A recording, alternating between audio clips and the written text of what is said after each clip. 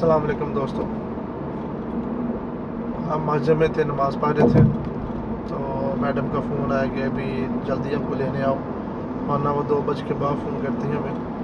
तो आज उनको लेने जल्दी जा रहे हैं। अभी टाइम हो गया 12:45 हो गया है। कुछ भाई कह रहे हैं कि दुबई के जो वीज़े हैं वो क्यों नहीं अभी तक ओपन हो रहे हैं।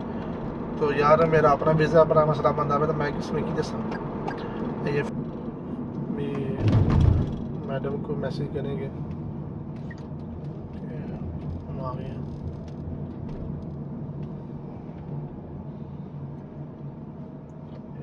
ये अच्छा, ये मुझे बहुत अच्छा लगता है। ये राइट से आप देख रहे हैं ना ऊपर, मुझे बहुत अच्छा लगता है ये। मैडम का नंबर किधर है? मैडम को मैसेज कर दिए,